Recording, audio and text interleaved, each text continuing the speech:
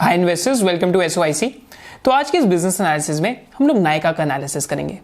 तो ये new age businesses analyse करने का पर्पस क्या है कि जो आने वाले ट्रेंड्स हैं उनके साथ साथ उनके लिए हम अवेयर रहें एंड साथ साथ आपको भी हम ये एजुकेट कर पाएं कि बाहर के बिजनेसेस में क्या हो रहा है, इंडिया के अंदर क्या सेम ट्रेंड्स चल रहे हैं नहीं चल रहे। पर बिजनेस एनालिसिस स्टार्ट करने से पहले मैं आपको एक वॉरेन बफेट की बहुत इंटरेस्टिंग बात बताना चाहता हूँ। तो वॉरेन बफेट से किसी ने पूछा कि एक बिजनेस में मोट कैसे बनाते हैं, अगर कोई स्मॉल बिजनेसमैन है तो बिजनेस के अंदर मोट कैसे बना सकते हैं, बिजनेस के अंदर क्या खास कर सकते हैं। तो यहाँ पे हम उनका एक रिप्लाई देखते हैं जो मेरे को बहुत अच्छा लगता है। Small business owner, or for that matter, a large business owner, is never stop thinking about how to delight your customer, not to satisfy your customer, but to delight your customer. And when you wake up in the morning, start thinking about it. During the day, think about it. At night, think about it, and then dream about it. तो basically यहाँ पे उनका क्या reply है कि आपको customer को delight करना आना चाहिए। माने कस्टमर को अगर बिजनेसमैन सुबह उठ के सोचे कि कस्टमर की क्या प्रॉब्लम है या कस्टमर को मैं कैसे डिलाइट कर सकता हूँ, तो वो एक पॉजिटिव फीडबैक लूप बना देते हैं। इसको हम बार बार फ्लाई व्हील इफेक्ट के नाम से भी जानते हैं। तो नायका के बिजनेस एनालिसिस में हम ये चीज बार बार देखेंगे। तो नायका के बिजनेस एनालिसिस में आज हम थोड़ी सी डिफरेंट चीज करेंगे। एक तो हम साइज ऑफ अपॉर्चुनिटी की आपके साथ बात करने वाले हैं, फिर हम नायका के अंदर क्या क्या की पिलर्स हैं, माने ये बिजनेस क्या प्रॉब्लम सॉल्व करना चाहता है सोसाइटी के, हम उसकी बात करेंगे। फिर हम नायका के अंदर ये बात करेंगे क्या डिफरेंट फ्लाई व्हील्स इस टाइम पे क्रिएट हो रखे हैं। फिर नायका के अंदर दो बिजनेसेस हैं, एक तो फैशन का बिजनेस है और एक बीपीसी का बिजनेस है, दोनों की हम अलग से बात करेंगे। एंड साथ साथ टुवर्ड्स द एंड हम इस कंपनी की वैल्यूएशंस की भी बात करेंगे एंड सोर्सेज ऑफ रिस्क की भी बात करेंगे। एंड हम ये भी देखेंगे क्या जिस टाइम पे आईपीओ आएगा क्या उस टाइम पे इसकी वैल्यूएशन वर्थ इट होगी या फिर उस टाइम पे एक्सपेंसिव होगा। हम थोड़ी सी फाइनेंशियल मॉडलिंग करने की कोशिश करेंगे। टू स्टार्ट विद इट, पहले हम ये समझते हैं कि जो आपका स्किन केयर प्रोडक्ट्स हो गए हैं, जो आपकी बीपीसी प्रोडक्ट्स हैं, that is beauty and personal care products, अगर ग्लोबली मैं इस इंडस्ट्री को देखूं तो इस इंडस्ट्री के अंदर एक बहुत चीज कॉमन हो जाती है कि इस इंडस्ट्री के अंदर एक जो सबसे बड़ी कॉमन चीज है कि यहाँ पे सप्लाई साइड बहुत स्कैटर्ड है। माने अगर हम वेस्टर्न कंट्रीज में भी देखते हैं या फिर अगर हम साउथ ईस्ट एशियन कंट्रीज में भी देखते हैं तो यहाँ पे कोई एक ब्रांड नहीं है जो मार्केट लीडर, जो बहुत बड़ा मार्केट लीडर है। सारे ब्रांड्स का 1 या 2% मार्केट शेयर ही है। इंडिया में आई थिंक एक लैक्मे करके ब्रांड होता था जिसका 6-7% मार्केट शेयर था, बट इंडिया में भी सप्लाई साइड पे मार्केट शेयर काफी ज्यादा स्कैटर्ड है, माने कंसोलिडेटेड मार्केट शेयर नहीं है। सेकेंडली, इस इंडस्ट्री का की फीचर क्या है कि एक इंडस्ट्री रिसेशन प्रूफ इंडस्ट्री है। अगर यहाँ पे हम इंडस्ट्री को देखते हैं तो ऑलमोस्ट लास्ट 14 ईयर्स में 2005 से अगर हम पर्सनल केयर प्रोडक्ट्स को देखते हैं तो $134 बिलियन से आज इंडस्ट्री $236 बिलियन की हो गई है। साथ साथ अगर हम स्किन केयर प्रोडक्ट्स देखते हैं तो ऑलमोस्ट इंडस्ट्री $68 बिलियन से $140 बिलियन हो गई है। कलर कॉस्मेटिक्स में $37 बिलियन से $72 बिलियन हो गई है एंड फ्रेग्रेंस में $28 बिलियन से $51 बिलियन के आसपास हो गई है। अब यहाँ पे इंटरेस्टिंग चीज क्या है कि 2008 से 10 के बीच में एक रिसेशन था, पर उस टाइम पे इंडस्ट्री की ग्रोथ रेट 5% से गिर के 3.2% हुई और फिर 4.1% हुई। तो इसका कहने का मतलब क्या है कि इंडस्ट्री ग्लोबली हम देखें तो यहाँ पे कोई रिसेशन का इतना ज्यादा ट्रेंड नहीं है, तो क्योंकि इंडस्ट्री के एक ट्रेंड इंडिकेटर है कि इट इज रिसेशन प्रूफ। अगर हम इंडियन कॉन्टेक्स्ट में देखते हैं तो इंडिया की जो beauty and personal care industry है, तो यहाँ पे अगर हम ऑनलाइन पेनिट्रेशन देखते हैं तो किस हिसाब से स्पीड ग्रो हो रही है। तो 2016 के अंदर सिर्फ 2% of the industry online penetration था, माने लोग ऑनलाइन ऑर्डर कर रहे थे through e commerce BPC market में, that is beauty and personal care. 2019 के अंदर यहाँ पे कुछ 71% CAGR की ग्रोथ आई and almost 6% of the industry online penetration आ चुका था। 2020 के अंदर हम देखते हैं तो उसके बाद भी वहां से 30% CAGR की ग्रोथ आई है एंड आज इंडस्ट्री में 8% ई कॉमर्स का पेनिट्रेशन हो चुका है। तो माने आज इंडस्ट्री का जो अगर हम सिर्फ ऑनलाइन ई कॉमर्स इंडस्ट्री का बात करते हैं ब्यूटी एंड पर्सनल केयर के अंदर, तो यहाँ पे ऑलमोस्ट 9100 करोड़ की इंडस्ट्री है। अब इस चीज को आपको समझना बहुत जरूरी है। अगर आप ये वीडियो देख रहे हैं तो आप इसको कहीं पे लिख भी सकते हैं, क्योंकि जब हम वैल्यूएशंस की तरफ जाएंगे तब हम टोटल एड्रेसेबल मार्केट को बार बार देखेंगे। करेंटली इंडस्ट्री का क्या साइज है 9100 करोड़ का। Whereas अगर हम पूरी beauty and personal care industry को देखते हैं इस टाइम पे इंडिया में और कंपैरिजन करते हैं बाहर की कंट्रीज से, तो ये 2019 का डेटा है। तो पूरी इंडस्ट्री का इस टाइम पे जो मार्केट साइज है ऑलमोस्ट $18 बिलियन का है एंड इंडिया में 2019 में 6% पेनिट्रेशन थी, आज 8% के आसपास है। Whereas चाइना में ई कॉमर्स की पेनिट्रेशन 25 to 35% है एंड यूएसए के अंदर ई कॉमर्स की पेनिट्रेशन 15 to 20% के आसपास है। एंड अगर हम टोटल एड्रेसेबल मार्केट देखते हैं beauty and personal care industry का, तो ये $28 बिलियन के आसपास हो जाएगा FY 25 के आसपास। माने आज से 5 साल के अंदर यहाँ पे जो साइज ऑफ अपॉर्चुनिटी है ऑलमोस्ट $28 बिलियन के आसपास आ जाएगी।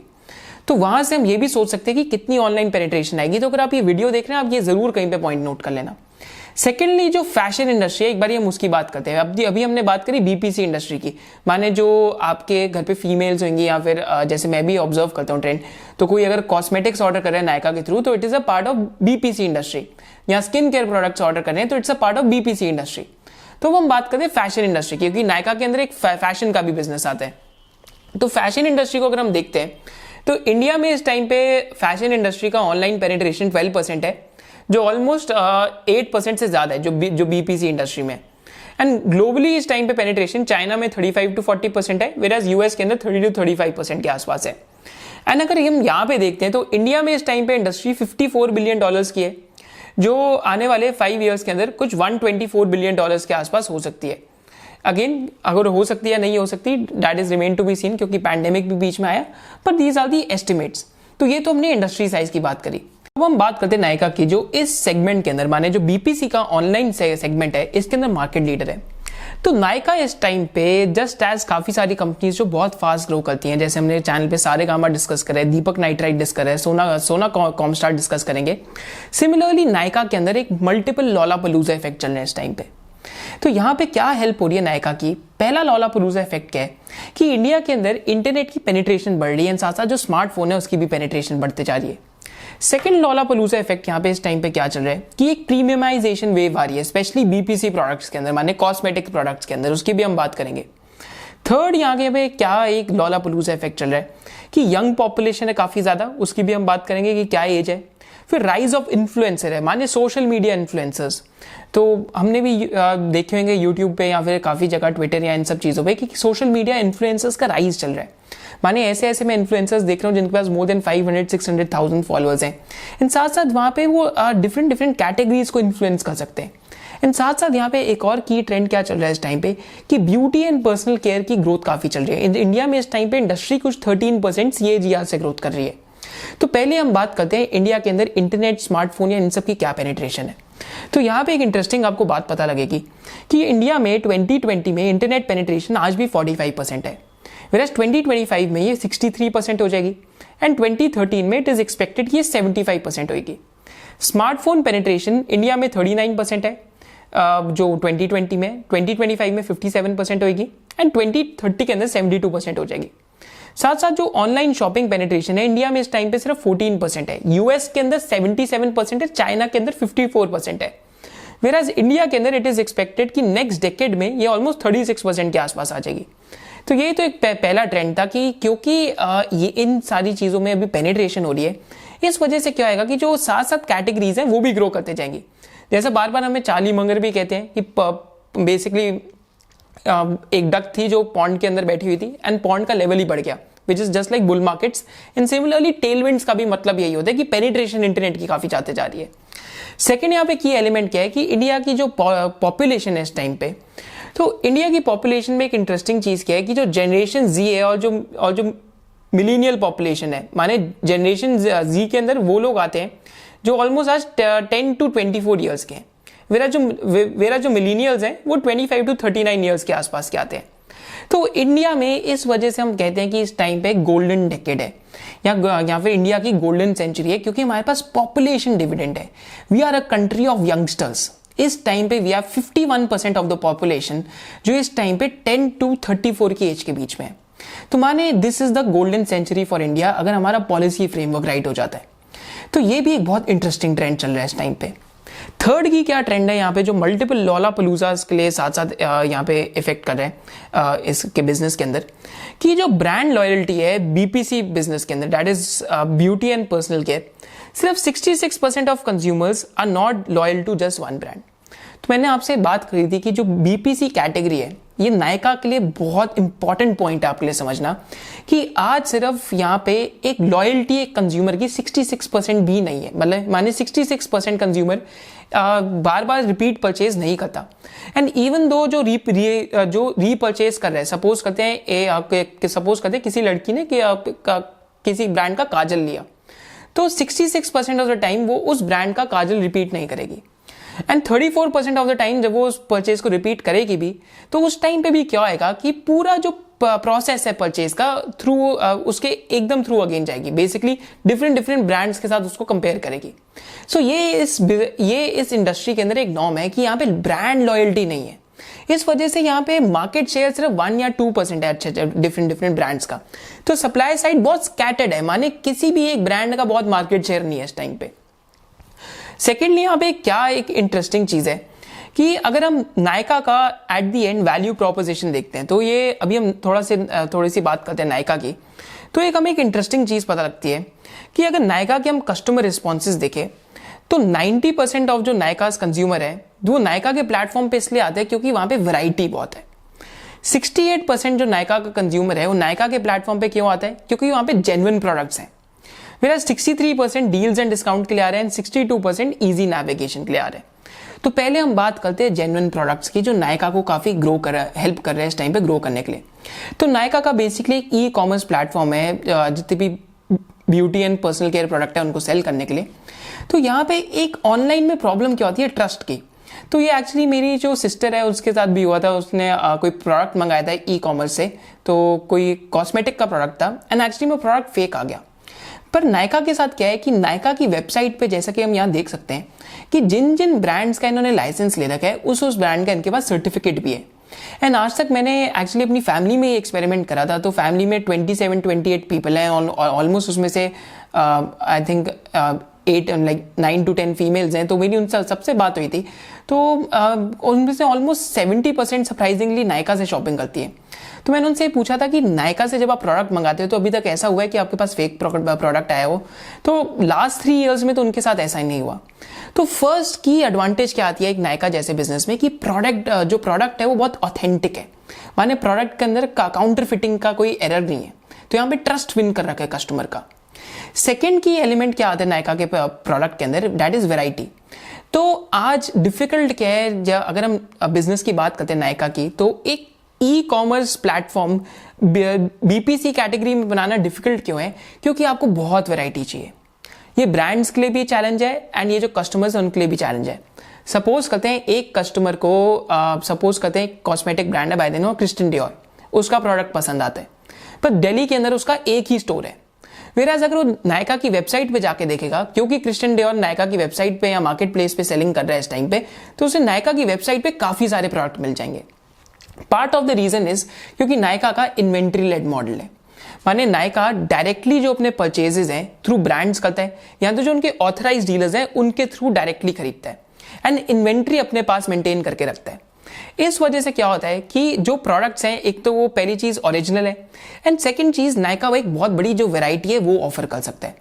तो इस बिजनेस के अंदर चैलेंज क्या है, SKUs का, माने आप डिफरेंट कितने सारे प्रोडक्ट्स मेंटेन करके रख सकते हो।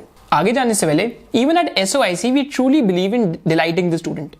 तो अभी तक as a part of SOIC membership, तो SOIC कंटिन्यूस क्लासेस में हमने मोर देन 40 क्लासेस अपलोड करी है। तो बेसिकली SOIC कंटिन्यूस क्लासेस का क्या पर्पस है, एक तो हमारा SOIC इंटेंसिव कोर्स है जिसके अंदर ऑलरेडी मोर देन 100 लेसन्स हैं।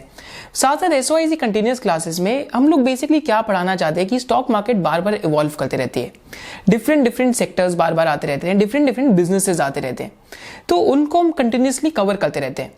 रिसेंटली लास्ट 7 to 8 मंथ्स के अंदर हमने ऑलमोस्ट 6 to 7 सेक्टर्स कवर करें डिफरेंट। लास्ट टाइम हमने जो जनरल इंश्योरेंस सेक्टर है उसको भी कवर करा एंड जो लाइफ इंश्योरेंस सेक्टर है उसको भी कवर करा।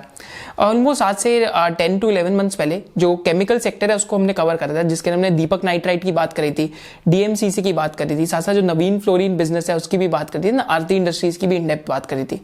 फिर बैंकिंग एंड फाइनेंस सेक्टर भी कवर करा था, जिसमें हमने आवास फाइनेंस की बात करी थी, बजाज फाइनेंस की बात करी थी, साथ साथ HDFC बैंक की बात करी थी। एंड लास्ट 2 मंथ्स में हमने एक जो अरोमा केमिकल इंडस्ट्री के अंदर एक प्लेयर है ओरिएंटल एरोमेटिक्स, एंड साथ साथ जो नियोजन केमिकल्स है उसकी हमने इन डेप्थ बात करी थी। एंड साथ साथ जो API एंड फार्मा सेक्टर है उसका भी वेबिनार करा था in the month of May, जिसमें हमने हाइकल जैसे बिजनेस की, इंडोको रेमेडीज की, इन सारे बिजनेसेस की बात करी थी।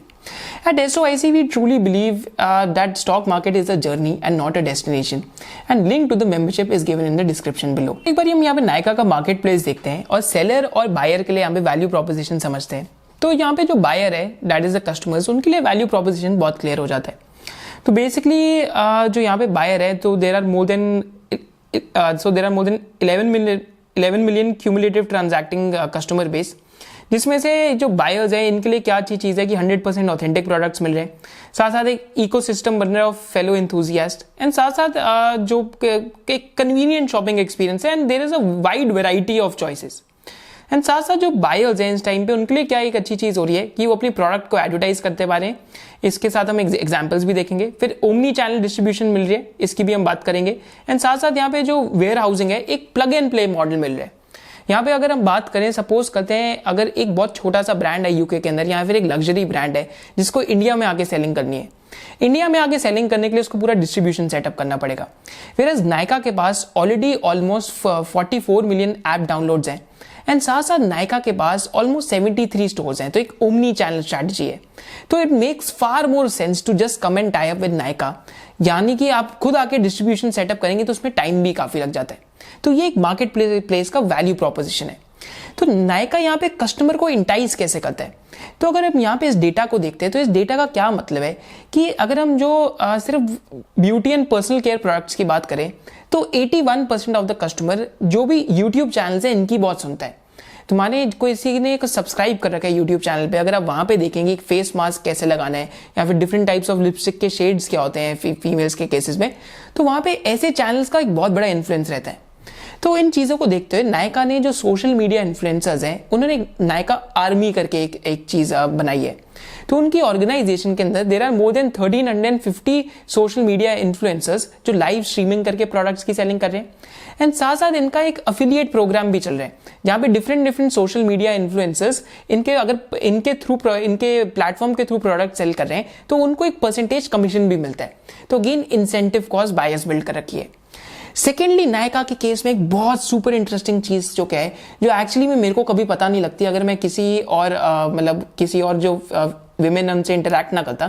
तो मैंने अपनी जो मम्मी है उनसे भी बात करी एंड जो अपनी सिस्टर है उससे भी बात करी, तो मैंने उससे ये पूछा कि आपको नायका में पसंद क्या आता है इनकी एप्लीकेशन में। तो उनका एक बहुत अच्छा आंसर था।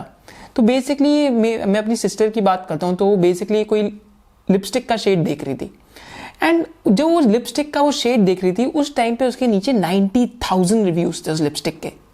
एंड 90,000 रिव्यूज, सिर्फ 90,000 रिव्यूज नहीं थे उस लिपस्टिक के नीचे, एक्चुअली रिव्यूज के अंदर जो फीमेल्स हैं या फिर जिन्होंने भी वो बेसिकली लिपस्टिक ली थी उस पर उनका स्किन टोन भी था, साथ साथ उनका जो बेसिकली कुछ लोगों ने जो फोटोज है उनका वो भी डाल रखा था रिव्यू, जैसा कि हम यहाँ पे इनके फोन में देख भी सकते हैं ऐप में कि कैसे हमें दिख रहे हैं कि कितने सारे रिव्यूज हैं नीचे। एंड साथ साथ एक इंपॉर्टेंट चीज यहाँ पे क्या है कि अगर हम हेयर प्रोडक्ट की भी बात करते हैं तो हेयर प्रोडक्ट में भी डिफरेंट टाइप्स हैं, एक किसी के कर्ली हेयर होते हैं, किसी के स्ट्रेट हेयर होते हैं। तो अगेन आप रिव्यूज बार बार पढ़ के आप देख सकते हैं कि मेरे से क्या मैच कर रहे हैं। तो साइकोलॉजी में एक बहुत इंटरेस्टिंग प्रिंसिपल कहते हैं इसको, इस प्रिंसिपल का नाम है by the name of relatability, कि अगर आप किसी फॉरेन कंट्री में जाते हैं, अगर आपको वहां पे कोई इंडियन मिलता है तो again there is a case of relatability.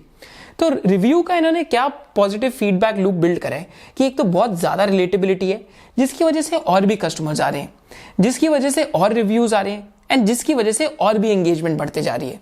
तो एक रिव्यू का पॉजिटिव फीडबैक लूप बना दिया इन्होंने अपने प्लेटफॉर्म के ऊपर। एंड साथ साथ यहाँ पे एक इंटरेस्टिंग चीज और क्या है, अब हम सेलर के पर्सपेक्टिव से सोचते हैं कि सेलर को क्या मिल रहा है यहाँ पे। तो यहाँ पे मैं आपके साथ एक केस स्टडी डिस्कस करता हूँ। तो यहाँ पे इनका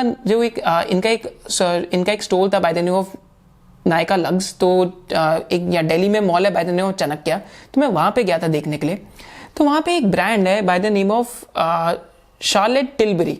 तो शार्लेट टिलबरी यूके की काफ़ी फेमस मेकअप आर्टिस्ट है। तो instead of entering the Indian markets directly, Charlotte Tilbury ने Indian markets through a tie with Nykaa enter करे, क्योंकि नायका के पास एक ओमनी चैनल स्ट्रैटेजी है। हम ये भी समझेंगे ऐसा क्यों है।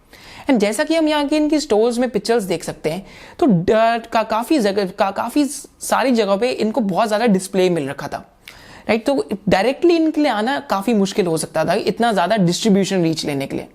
सेकेंडली मैं आपके साथ यहाँ पे केस स्टडी डिस्कस करता हूँ by the name of a brand which is known by the name of Huda Beauty, which is again owned by a makeup artist।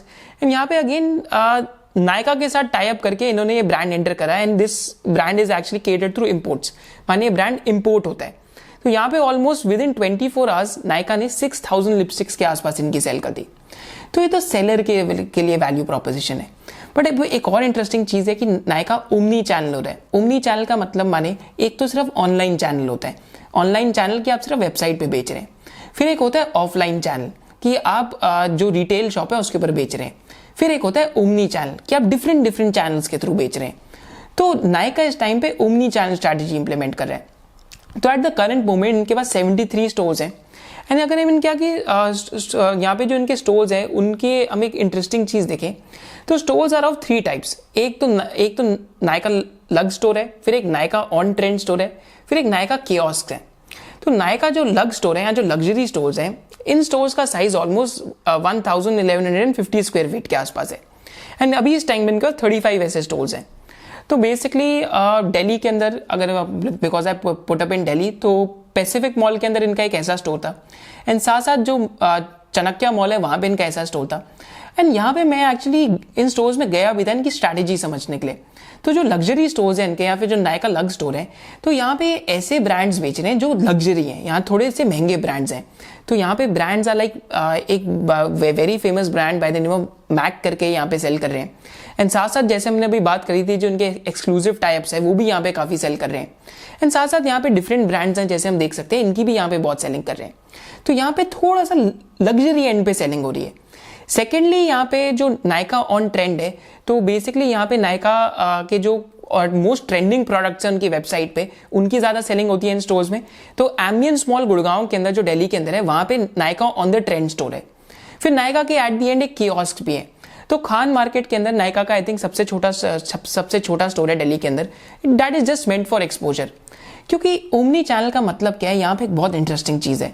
तो ये मैकेंसी की एक केस स्टडी है। एंड ये फैशन इंडस्ट्री से हमें एक्चुअली में एक चीज़ बहुत इंटरेस्टिंग पता लगती है कि वर्ल्ड वाइड भी अगर इस टाइम पे हम देखें तो ऑलमोस्ट अगर यहाँ पे हम कैलकुलेट करें तो more than 50% of the demand जो है, यहाँ 48 to 50% ऑफ द डिमांड है, वो हमेशा स्टोर इन्फ्लुएंस्ड होती है। माने जो कंज्यूमर है, सपोज करते हैं कोई फीमेल है जो कॉस्मेटिक ट्राई करना चाहती है, तो then she will go to the shop and 50% of the time उनकी जो परचेज है that is influenced by the store. तो यहाँ पे 2 पर्पस से ओमनी चैनल होने के लिए। पहला क्या पर्पस था कि एक तो आप जो कस्टमर है उसको एक ऑफलाइन एक्सपीरियंस भी दे पाए कि वो प्रोडक्ट ट्राई भी कर सकती है। एंड सेकेंडली यहाँ पे क्या पर्पस था ओमनी चैनल होने का कि जितने भी लग्जरी ब्रांड्स हैं अगर उनको टाई अप करना और एक ऑफलाइन प्रेजेंस भी दिखानी है, तो अब एक ऑनलाइन प्रेजेंस तो है ही नायका की which is in a market place, and साथ साथ एक ऑफलाइन प्रेजेंस भी बिल्ड हो जाती है। तो आज एक ब्रांड के लिए इंडिया में आना और भी ज्यादा ईजी हो जाता है। So coming to the accelerator pitch of Nykaa.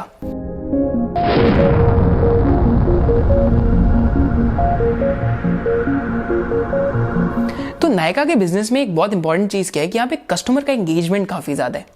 ये एंगेजमेंट कैसे पता लगता है कि 2018 में जो इनकी प्रमोटर है फाल्गुनी नैयर, तो वो एक स्पीच दे रही थी। एंड उस टाइम पे उन्होंने स्पीच में बताया कि यहाँ पे 7 मिलियन ऐप डाउनलोड्स है। Whereas fast forward टुडे इनकी फोन एप्लीकेशन के ऑलमोस्ट 44 मिलियन डाउनलोड्स हो चुके हैं। सेकेंडली यहाँ पे क्या इंटरेस्टिंग चीज है कि प्रमोटर का substantial skin in the game है। तो ई कॉमर्स बिजनेस में काफी कैश बर्निंग होती है, बट यहाँ पे अभी भी प्रमोटर होल्डिंग 54% के आसपास है। तो यूनिट इकोनॉमिक्स बिजनेस की उतनी खराब नहीं है। तो यूनिट इकोनॉमिक्स की हम बाद में बात करेंगे, बट यूनिट इकोनॉमिक्स बिजनेस की पॉजिटिव है। तो ये सेकेंड की एस्पेक्ट है। एंड साथ साथ क्या यहाँ पे एक इंटरेस्टिंग चीज है कि इस बिजनेस में फ्लाई व्हील मॉडल्स बिल्ड हो रखे हैं। तो बेसिकली यहाँ पे क्या क्या फ्लाई व्हील बिल्ड हो रखा है, तो पहला तो यहाँ पे फ्लाई व्हील है एक्सपीरियंस फ्लाई व्हील। तो जैसे हमने रिव्यूज़ की बात करी, तो मोर एंगेजमेंट है, बेटर एक्सपीरियंस है, रिचर कंटेंट है एंड हायर ऑर्गेनिक ट्रैफिक है, जिसकी वजह से ट्रांजैक्शन फ्लाई व्हील है कि because there are more customers on there's more traffic on the website, so there are more customers, there are more lifestyle segments, there are more brands and more sellers, and as a result due to which more transactions are happening. तो ये तो इनका flywheel effect इस time पे इस business के अंदर चल रहा है। एंड साथ साथ यहाँ पे एक और इंटरेस्टिंग चीज क्या है कि नायका बहुत क्लेवरली अपने जो सोशल मीडिया इन्फ्लुएंसर्स हैं या फिर जो भी साइकोलॉजिकल ट्रेट्स हैं लाइक सोशल प्रूफ हो गया, तो इनकी वेबसाइट पे भी एक और इंटरेस्टिंग चीज क्या है कि Q&A फोरम बिल्ड हो रखा है। तो वहां पे जाके कोई भी क्वेश्चन एंड आंसर पूछ सकते हैं एंड कोई वहां पे नायका का रिप्रेजेंटेटिव उनको रिप्लाई कर सकता है, which is also very very interesting feature to have. तो ये 3 या 4 चीज़ें जो नायका को ट्रूली एक डिफरेंशिएटेड ई कॉमर्स कंपनी बनाती है। एंड यहाँ पे जो इनके प्रमोटर है उनकी स्टोरी भी बहुत इंटरेस्टिंग है कि उन्होंने कोटक के जो इन्वेस्टमेंट बैंकिंग आर्म है वहाँ पे काम कर रखा है for almost more then 12 years. And वहाँ से उन्होंने ये चीज़ लर्न करी कि जो डिफरेंट एंटरप्रेन्योर्स है जब उनके पास फंड रेजिंग के लिए आते थे या जब ये भी फंड रेजिंग कराने और लोगों के पास जाती थी, तो वहाँ पे एक इंटरेस्टिंग चीज़ क्या होती थी कि इन्होंने एंटरप्रेन्योर्स की जो फायर इन द बेली थी या एंटरप्रेन्योर्स का जो बिजनेस के लिए पैशन था, that appeal to her a lot. This is why she started Nykaa way back in 2012 and 9 years के अंदर एक बिजनेस को ऑलमोस्ट 2000 करोड़ प्लस रेवेन्यू पे स्केल करना actually takes someone who is very special. So in my opinion she is like Rose Blumkin, जो जब हम Warren Buffett की बात करते हैं तो उन्होंने एक जो फर्नीचर मार्ट है वो अक्वायर करा था एंड वहां पे एक एंटरप्रेन्योर थी by the name of Rose Blumkin. She was truly a fanatic for business, and reading about Falguni Nayyar actually reminds me of Rose Blumkin.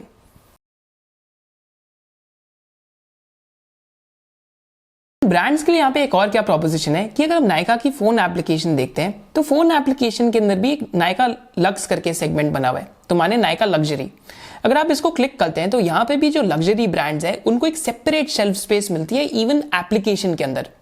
And साथ साथ जब कोई जैसे मैं अपनी सिस्टर की बात करता हूँ, क्योंकि मेरा मेन एक्सपीरियंस जो सिस्टर है या जो मेरी मदर है उनके साथ ही मैंने देखा है, तो यहाँ पे सिस्टर भी जब मेरी कोई लग्जरी सेगमेंट से शॉपिंग करती है तो वहाँ पे नायका का जो पैकेजिंग है एक एकदम डिफरेंट मटेरियल में आता है, जो अगेन ये जो लग्जरी ब्रांड्स है उनके ब्रांड को मेंटेन करने में हेल्प करता है। So this is why this is a win win market place. माने कस्टमर के लिए भी विन विन है क्योंकि कस्टमर इज डिलाइटेड, कस्टमर को इतनी सारी चॉइसेस मिल रही हैं, एंड साथ जो ब्रांड है उसके लिए भी विन विन है क्योंकि ब्रांड के लिए एक एकदम डिस्ट्रीब्यूशन सोर्सेज बहुत सारे बढ़ गए एंड एकदम रैपिड स्केल अप करना इजी हो जाता है। एंड कस्टमर के लिए विन विन एक और क्यों है, क्योंकि नायका ने यहाँ पे प्राइम मेंबरशिप करके लिए भी प्रोग्राम स्टार्ट करें। तो बेसिकली अगर आप नायका पे कोई भी 4000 रुपीज से ऊपर स्पेंड करता है तो वहां पे उनके जो नायका की मेंबरशिप है वो मिल जाती है। एंड नायका की जब आपको मेंबरशिप मिल जाती है प्राइम मेंबरशिप, तो उसके थ्रू नायका की पिंक फ्राइडे सेल्स होती है जिसमें बहुत ज्यादा डिस्काउंट मिलता है। तो ये इतना ज्यादा डिस्काउंट अफोर्ड कैसे कर सकते हैं, क्योंकि अगर हम एफएमसीजी कैटेगरी या कॉस्मेटिक कैटेगरी को देखें तो सबसे ज्यादा मार्कअप ही जो beauty and personal care products हैं इनमें होते हैं, यानी ग्रॉस मार्जिन इनमें बहुत ज्यादा होते हैं। तो यहाँ पे आप अफोर्ड कर सकते हो डिस्काउंट देना कस्टमर को, एंड इस वजह से again it's a win win business model, एक विन विन मार्केट प्लेस बन जाता है। एक बार हम नायका के प्लेटफॉर्म पे जो ब्रांड्स हैं उनको भी देखते हैं तो कौन कौन से इनके साथ एसोसिएट कर रहे हैं। तो एक्चुअली में इस टाइम पे there are more than 1800 brands और sorry almost more than 3800 brands जो नायका के साथ एसोसिएटेड है। इसमें क्रिस्टियन डियोर जैसे ब्रांड है, जो एक और बहुत फेमस कंपनी है मेकअप की bye the name of Bobby brown, जिनका आई थिंक मेकअप काफी एक्सपेंसिव है, वो भी एक ब्रांड है यहाँ पे करके। एक और ब्रांड है by the name of Ralph Lauren. तो almost more than 2 million SKUs है नायका के पास, अपना फैशन वाले के अंदर भी एंड जो BPC सेगमेंट है इसके अंदर भी। बट आगे जाने से पहले एक चीज की हमें जरूर बात करनी चाहिए कि एक्चुअली में जब हम डिस्ट्रीब्यूशन मॉडल्स को देखते हैं, क्योंकि हम यहाँ पे जो मॉडर्न मोनोपोलीज है उनको देख रहे हैं, तो मॉडर्न मार्केट प्लेस क्या होता है। यहाँ पे एक बुक है by the name of modern monopolies जो आप सबको भी पढ़नी चाहिए। तो ये बुक हमें बार बार क्या बनाती है कि जो मॉडर्न मोनोपोलीज हैं या जो प्लेटफॉर्म बिजनेसेस हैं, these are just like gatekeepers. माने सप्लाई और डिमांड को एक दूसरे से मैच करा रहे हैं या डिफरेंट पार्टिसिपेंट्स को एक दूसरे के साथ मैच करा रहे हैं, एंड बीच में जो भी टेक रेट होता है या कमीशन होती है, इनकी जो रेवेन्यू होता है वही होता है। पर यहाँ पे एक रिस्क क्या आ जाता है, यहाँ पे एक डिफरेंट बिजनेस मॉडल्स के हैं। तो हमने लास्ट टाइम पॉलिसी बाजार की बात करी थी, तो पॉलिसी बाजार में मेरे को ऐसा लगता है अगर हम माइकल पोर्टर का 5 फोर्सेस फ्रेमवर्क लगा के देखें तो वहाँ पे जो बार्गेनिंग पावर ऑफ सप्लायर है, माने जो टॉप 4 इंश्योरेंस कंपनीज हैं, तो वहाँ पे top 4 insurance companies market share खींचती जा रही है, माने जो बैंक बैक्ड प्लेयर्स हैं। तो आप हमारी वीडियो जरूर देखना पॉलिसी बाजार की, तो मार्केट शेयर खींचते जा रही है। एक्चुअली में 1-2 कंपनीज ने पॉलिसी बाजार के जो पोर्टल है वहां से विड्रॉ भी कर लिया है। HDFC एर्गो ने करा है, ICICI लॉम्बार्ड ने करा है।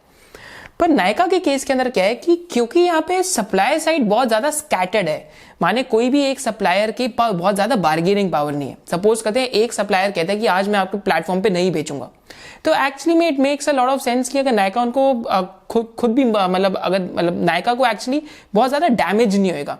इस मोट अटैक का डैमेज ज्यादा पॉलिसी बाजार को होगा अगर कोई सप्लायर उन पे बंद कर देता है, क्योंकि यहाँ पे जो सप्लायर है उसकी बार्गेनिंग पावर बहुत ज्यादा कंसोलिडेटेड नहीं है।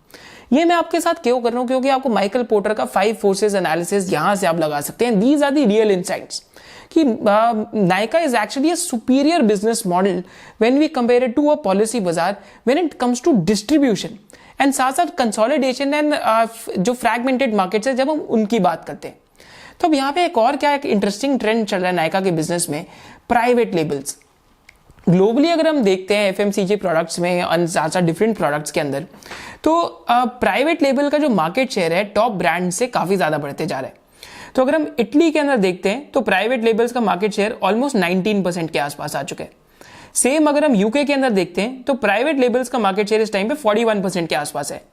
वेराज अगर हम सेम स्पेन के अंदर देखते हैं तो प्राइवेट लेबल्स का मार्केट शेयर इस टाइम पे 42% के आसपास है, राइट। तो काफी ज्यादा प्राइवेट लेबल्स का ट्रेंड चल रहा है। तो प्राइवेट लेबल्स क्या होते हैं? जब रिटेलर खुद का ही ब्रांड निकाल दे। तो यहाँ पे जो भी फीमेल्स ये वीडियो देख रही हैं, अभी जो भी विमेन ये वीडियो देख रही हैं, तो आप एक चीज जान पाएंगे कि नायका के खुद के प्रोडक्ट्स कितने पसंद आते हैं लोगों को। तो एक्चुअली में मैंने अपने घर के अंदर भी देखा, तो एक्चुअली यहाँ तक जो मेरी ग्रैंड मदर है उनके पास भी नायका के काफी सारी लिपस्टिक्स एंड ये सब पड़ा हुआ है। एंड एक्चुअली में 3 साल पहले उन्हें ब्रांड का नाम तक नहीं पता था। तो एक्चुअली में क्योंकि डेटा आपके पास बहुत ज्यादा आ जाता है, तो आप कस्टमर की नीड के अकॉर्डिंग उसको केटर कर सकते हैं। एंड आपको ऑलरेडी पता है कि कंज्यूमर ट्रेंड कैसे चेंज हो रहा है। एंड यहाँ पे एक इंटरेस्टिंग चीज क्या है, अगर हम इनके यहाँ पे डिफरेंट प्रोडक्ट्स देखते हैं तो इनके स्टोर्स के अंदर भी इनके प्रोडक्ट्स को काफी ज्यादा शेल्फ स्पेस मिलती है। एंड यहाँ पे ये डिफरेंट जो सेलिब्रिटीज है उनके साथ भी टाई अप करके अपने प्रोडक्ट्स लॉन्च करते हैं। जैसे जो कटरीना कैफ है, उनके साथ इन्होंने अपनी एक सीरीज लॉन्च करी bye the name of Nykaa के, एंड वो भी एक काफी ज्यादा एक हिट सीरीज है इनके प्रोडक्ट्स की। साथ साथ इन्होंने रिसेंटली एक जो मेकअप आर्टिस्ट है by the name of Masaba, उनके साथ भी इन्होंने एक ऐसा टाई अप करके अपने प्रोडक्ट लॉन्च करे थे। ये मैं आपको ऐसा क्यों बता रहा हूं, क्योंकि आज हमें एक डिफरेंट पर्सपेक्टिव लेना पड़ रहा है। हम एक कंज्यूमर के पर्सपेक्टिव से इस बिजनेस को बना रहे हैं, हम इस बिजनेस को एक कंज्यूमर के पर्सपेक्टिव से देखने की कोशिश कर रहे हैं। तो एक्चुअली में they are delighting the customers. And private label का भी मार्केट शेयर आई थिंक इनके पूरे पोर्टफोलियो में इनका टारगेट था 20% मतलब सेल्स के मिक्स में उससे ज्यादा लेके जाने का। तो अभी इन्होंने वो मार्केट शेयर दिया नहीं है। बट प्राइवेट लेबल यहाँ पे क्या इंटरेस्टिंग ट्रेंड है, अगर ये नंबर ये बाद में कभी देते हैं तो हमें इस नंबर को जरूर ट्रैक करना है कि इसमें जो मार्जिन है ज्यादा अच्छे होते हैं as compared to selling third party products. And अब एक इंपॉर्टेंट कॉन्सेप्ट देखते हैं कि नायका रेवेन्यूज कैसे कमाते हैं। तो अगर हम यहाँ पे एक इंटरेस्टिंग चीज देखते हैं कि नायका का एक्चुअली जो रेवेन्यू था 2019 में 1111 करोड़ का था, जो 2021 में कुछ 2450 करोड़ का हो गया। वेराज जो उनका इन्वेस्टेड कैपिटल था बैलेंस शीट पे वो 361 करोड़ से 578 करोड़ तक हुआ। तो माने रेवेन्यूज मोर देन डबल हो गए, बट इन्वेस्टेड कैपिटल डबल नहीं हुआ।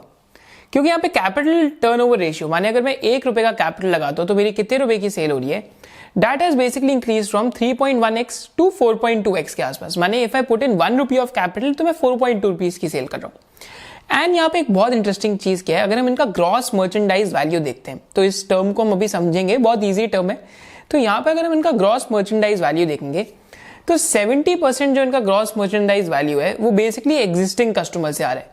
माने कस्टमर रिपीट परचेज कर रहा है, that the customer is coming back on the platform, where 30% is coming from the new customer. And साथ में यहाँ पे 3 डिफरेंट सोर्सेज हैं जिसके थ्रू ये रेवेन्यूज कमाते हैं। First source is sale of product. Sale of product का मतलब कि हमने बात करी थी नायका का इन्वेंट्री लेड मॉडल है। तो जो नायका खुद प्रोडक्ट सेल करता है अपने प्लेटफॉर्म पे, तो नायका उसका रेवेन्यू ओन करता है। तो ये 90% ऑफ द सेल्स है। Second source of revenue is marketing. तो बेसिकली आपका अगर अपने मार्केट प्लेस पे किसी ब्रांड की मार्केटिंग करता है तो उसके थ्रू भी वो कमीशन अर्न करता है। This is almost 8 to 9%। Last is through services, money earn through market places. माने अगर कोई और सेलर आके इनके प्लेटफॉर्म पे सेल करता है तो वहां से भी नायका अब इस टाइम पे 1 या 2% ही अर्न करे। तो these are the 3 primary sources जिसके थ्रू ये बेसिकली जो अपने रेवेन्यूज है अर्न करता है। यहाँ अगर हम एक और इंटरेस्टिंग चीज देखते हैं तो इनका जो ग्रॉस मर्चेंडाइज वैल्यू है, तो ग्रॉस मर्चेंडाइज वैल्यू एक स्टार्टअप्स की बहुत इंटरेस्टिंग टर्म है जो आपको समझनी चाहिए। Basically it is a metric which measures the total value of sales over a certain period of time. माने एक टाइम में कितने की सेल हुई। It's a metric that is most commonly used in e-commerce industry, that is also sometimes referred as gross merchandise volume. तो 1600 करोड़ से इनकी gross merchandise volume 4000 crore तक हो गई with in last 2 to 3 years। So basically ये क्या indicate करता है कि टोटल वॉल्यूम कितना बिक रहा है प्लेटफॉर्म के ऊपर। यहाँ पे अभी हम फीस की बात नहीं कर रहे। नायका का रेवेन्यू कम है, हमने देखा रेवेन्यू 2000 करोड़ के आसपास है, पर ग्रॉस मर्चेंडाइज वैल्यू 4000 करोड़ के आसपास है। तो मानिए सिर्फ सेल कितने की हो रही है। अभी हम इसमें से नायका की फीस की बात नहीं कर रहे। तो टोटल वॉल्यूम कितना बिक रहा है उसको हम GMV कहते हैं, gross merchandise value. And secondly अगर यहाँ पे एक चीज देखते हैं कि नायका का अगर हम एवरेज ऑर्डर पर वैल्यू देखें तो लास्ट 6 to 7 क्वार्टर्स में एवरेज ऑर्डर पर वैल्यू इनका ब्यूटी एंड पर्सनल केयर में कुछ 1837 रुपीज का है, जो कि लास्ट ईयर में कुछ 1900 प्लस के आसपास था। एंड फैशन कैटेगरी में this is somewhere close to 2000 rupees. तो ब्यूटी एंड पर्सनल केयर में इनका पूरी इंडस्ट्री में highest basically average order value है, माने इनसे ज्यादा एवरेज ऑर्डर वैल्यू किसी और कंपनी का नहीं है। तो ये भी एक बहुत इंटरेस्टिंग चीज है कि Nykaa is able to premiumise the product portfolio, जैसे हमने पहले भी बात करी थी कि प्रीमियम प्रोडक्ट्स बेचने की ट्राई कर रहे हैं। तो हम जब किसी भी न्यू एज बिजनेस की बात करते हैं तो हमें उसकी यूनिट इकोनॉमिक्स जरूर देखनी चाहिए, माने पर यूनिट उसको कितने पैसे बच रहे हैं या नहीं बच रहे। तो यहाँ पे एक चीज देखते हैं कि इनका जैसे इनका स्केल ग्रो हो रहा है तो इनके जो फुलफिलमेंट कॉस्ट है, बेसिकली इनका जो फ्रेट एक्सपेंस है या पेमेंट गेटवे चार्जेस हैं, वो as a percentage of revenue 9.67% से गिर के 8.92% आ गए। वेराज जो मार्केटिंग एंड एडवर्टाइजिंग एक्सपेंसेस हैं वो 7% के आसपास आ गए हैं। आई थिंक ये इस टाइम पे काफी ज्यादा डिफ्लेटेड लग रहा है, आने वाले टाइम में बढ़ेगा भी, क्योंकि 2021 वाज एन एक्सेप्शनल ईयर, तो इस वजह से शायद से हमें इस टाइम पे कम दिख रहा है। बट एक जो इंटरेस्टिंग चीज है कि एक कंपनी ईबिटा पॉजिटिव है, जैसे पॉलिसी बाजार में वो कंट्रीब्यूशन मार्जिन पे पॉजिटिव थे, बट यहाँ पे एक कंपनी ईबिटा पॉजिटिव है, माने earnings before interest taxes and depreciation and amortisation पे ये कंपनी इस टाइम पे पैसे कमा रही है, माने कामकाजी मुनाफा कमा रही है। तो यहाँ पे अगर हम इनका ईबिटा मार्जिन देखते हैं इस टाइम पे 6.6% के आसपास है, एंड एब्सोल्यूट ईबिटा 160 करोड़ के आसपास है, विच इज वेरी इंटरेस्टिंग, क्योंकि इंडिया में कम ही स्टार्टअप्स हैं जो ईबिटा पॉजिटिव होते हैं। एंड यहाँ पे एक और इंटरेस्टिंग चीज क्या है कि अगर इनका पर ऑर्डर में देखते हैं कि ये कितना कंट्रीब्यूशन प्रॉफिट कमाते हैं, माने अगर मैं कंपनी में से सिर्फ जो इनका अगर ग्रॉस प्रॉफिट निकालता हूँ और ग्रॉस प्रॉफिट में से इनका जो वेरिएबल एक्सपेंस है, माने वैसा एक्सपेंस जो बार बार वेरी करते रहता है, अगर सिर्फ उसको निकाल देता हूँ तो then we get to know कि आज अगर एक 2000 रुपीज का ऑर्डर आता है कंपनी पास, उसमें से कंपनी कुछ 20 to 30% डिस्काउंट देती है, तो बेसिकली नेट ऑर्डर जो इनके पास आते हैं 1500 to 1600 के आसपास का जो नेट सेल्स रियलाइजेशन है। एंड उसमें से इनका जो कॉग्स है वो भी अगर हम यहाँ से हटा देते हैं एंड फुलफिलमेंट कॉस्ट भी हटा देते हैं, तो on a order of 2000 rupees ये कंपनी 250 to 300 रुपीज का कॉन्ट्रीब्यूशन प्रॉफिट कमाती है। तो यूनिट इकोनॉमिक्स में जोमैटो इस टाइम कुछ टाइम तक नेगेटिव था, वेराज नायका यूनिट इकोनॉमिक्स वाइज भी पॉजिटिव है। तो इसका मतलब क्या है कि अगर ये बिजनेस स्केल करते हैं और इनके कॉस्ट घटते जाते हैं तो प्रॉफिटेबिलिटी डिसप्रोपोर्शनेटली बढ़ते जाएगी। तो यहाँ पे ये इंटरेस्टिंग चीज है जो बाकी इस टाइम पे जोमैटो के बिजनेस में नहीं है, पॉलिसी बाजार के अंदर भी प्रोबेबली वो ईबिटा पॉजिटिव हो जाएंगे, पर नायका ऑलरेडी उन दोनों से इस चीज के अंदर हेड है। एंड यहाँ पे इनकी वैल्यूएशन की बात करने से पहले मैं आपके साथ यहाँ पे एक ऑप्शनैलिटी जरूर डिस्कस करूंगा। तो यहाँ पे क्या ऑप्शनैलिटी आती है कि जैसे हम इनकी एप्लीकेशन देख सकते हैं, तो इनकी एप्लीकेशन में 2 ऑप्शन आते हैं। तो यहाँ पे जैसे अभी मैं आपको क्लिक करके दिखा रहा हूँ, तो यहाँ पे एक ऑप्शन आ रहा है नायका ग्लोबल। तो जैसे मैं नायका ग्लोबल को प्रेस कर रहा हूँ तो नायका ग्लोबल से क्या होगा कि एक पूरा इंपोर्ट मार्केट प्लेस खुल जाएगा। तो ये वो इंटरनेशनल ब्रांड्स हैं जो इंडिया में और कोई नहीं सेल कर रहा और इन्होंने जाकर उनके साथ टाई अप कर लिया। तो एक तो ऑप्शनैलिटी ये है। सेकेंड ऑप्शनैलिटी क्या है यहाँ पे कि यहाँ पे एक ऑप्शनैलिटी है by the name Nykaa pro.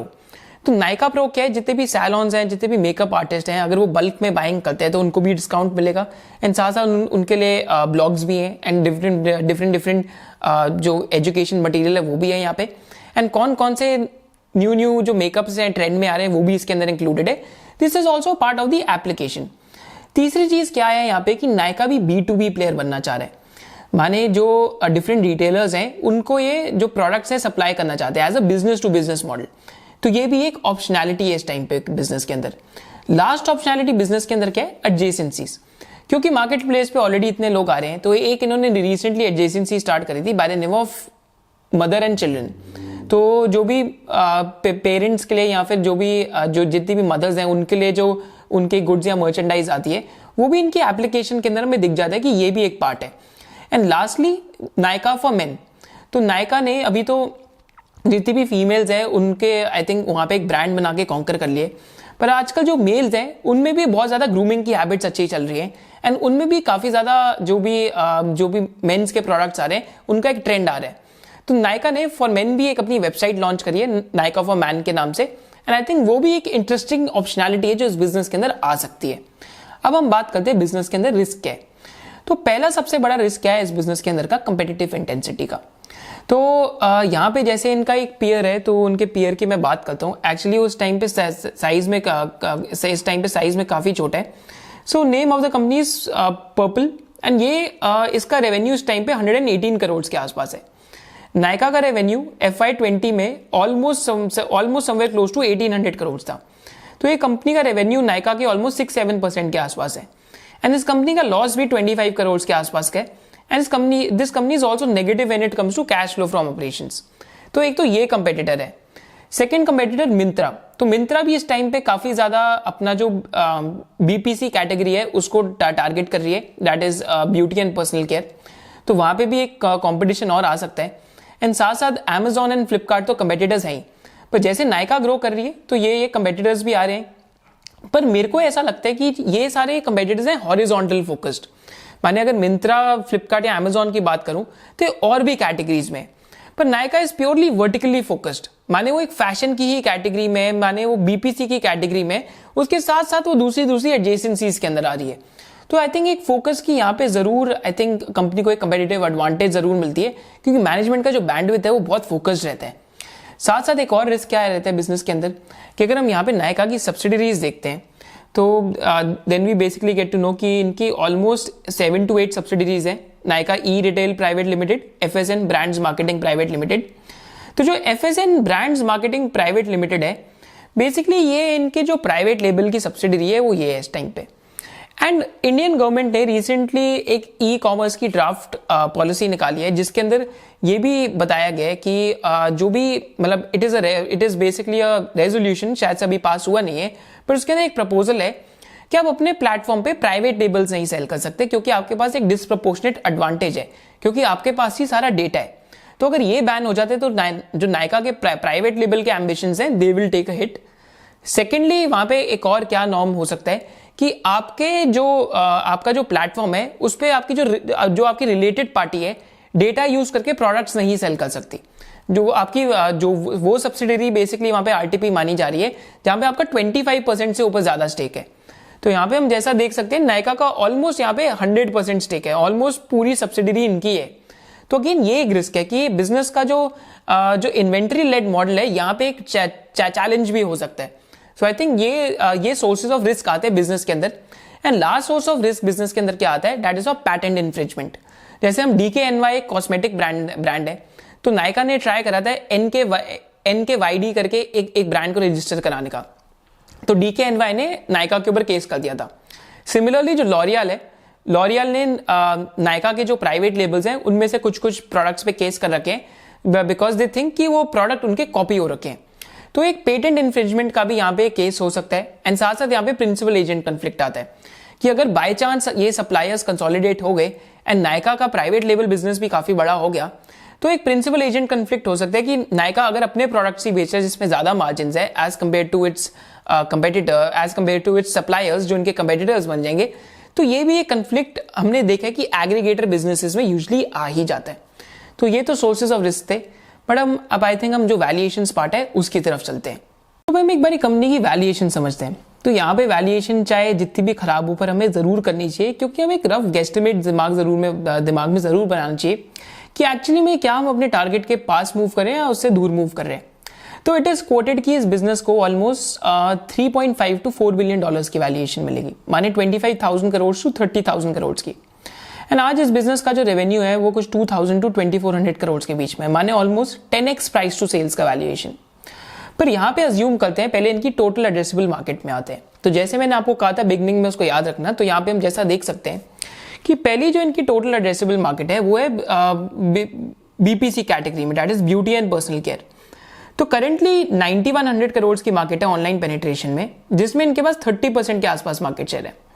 तो अज्यूम करते हैं कि इनका 30% मार्केट शेयर रह जाता है इनके पास।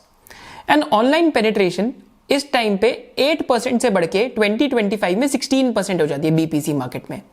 एंड 2025 में इट इज एक्सपेक्टेड कि मार्केट का जो साइज है वो कुछ 28 बिलियन डॉलर्स का हो जाएगा। तो माने 28 बिलियन डॉलर्स का अगर हम 16% लेते हैं तो that is almost somewhere close to 4 billion dollars के आसपास, कि मार्केट साइज ही 24 to 26,000 करोड़ का हो जाएगा। एंड अगर नायका 30% मार्केट शेयर मेंटेन करके रखता है तो नायका का जो रेवेन्यू BPC कैटेगरी से है that should be somewhere close to 7,000 crore, whereas अगर हम नायका का जो दूसरा पार्ट है बिजनेस फैशन वाले की बात करते हैं, तो फैशन वाले बिजनेस में कंपटीशन बहुत ज्यादा है and I don't think so इतना प्रॉफिटेबल है जितना इनका ये वाला बिजनेस प्रॉफिटेबल है बीपीसी का। पर फैशन वाले बिजनेस में they are also trying to sell premium products, माने जो महंगे वाले ब्रांड्स हैं उनको, पर वहां पे भी वो $1 बिलियन का जो ग्रॉस मर्चेंडाइज वैल्यू है वो टारगेट कर रहे हैं।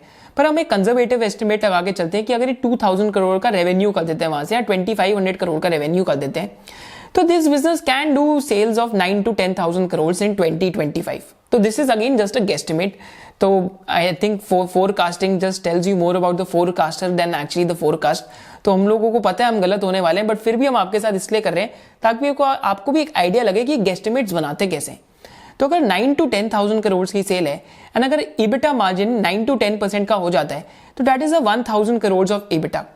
एंड आज इनका मार्केट कैपिटलाइजेशन 25,000 करोड़ पे आएगा, तो माने 25x इबिटा ऑफ FY25। तो वैल्यूएशन डेफिनेटली एक्सपेंसिव है, बट हमने ऐसे और भी बिजनेसेस देखे हैं जुबिलेंट फूडवर्क्स जैसे, या फिर हमने और भी ऐसे कॉन्सेप्ट बिजनेसेस देखे हैं जैसे हम जोमेटो में देख रहे हैं कि यहाँ पे एक स्केल सिटी प्रीमियम बहुत मिल जाता है। एंड नायका मेरे को लगता है कि एक्चुअली लिस्ट होने के बाद it will turn into a profit making company. तो एक्चुअली में this company can also get a scale city premium. तो even though it seems to be expensive, but Indian markets में आपको कुछ नहीं पता होता, कभी कभी बिजनेस मॉडल सॉलिड है एंड यहाँ पे एक स्केल सिटी प्रीमियम मिलने का काफी चांस रह सकता है।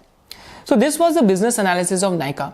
एंड इन कंक्लूजन हम यही बात करते हैं कंक्लूजन में 4 पॉइंट्स की, कि ये दिस इज अ बिजनेस जो एक मार्केट प्लेस है, इसने कस्टमर को एब्सोल्युटली डिलाइट कर दिया है, एब्सोल्युटली एक ब्रांड बिल्ड कर रखा है इस कंपनी ने, एंड जो सेलर्स हैं उनके लिए भी एक बहुत बड़ा वैल्यू प्रोपोजिशन है। एंड इस टाइम पे जो आईपीओ आ रहा है वो थोड़ी सी एलिवेटेड वैल्यूएशंस पे जरूर आ रहा है, but there is a potential for it to have some scale city premium. तो जब आईपीओ के आसपास आएगा तो बेसिकली जब आईपीओ की एग्जैक्ट डेट अनाउंस होगी, तब जो एग्जैक्ट वैल्यूएशन होगी बिजनेस की वो भी अनाउंस हो जाएगी।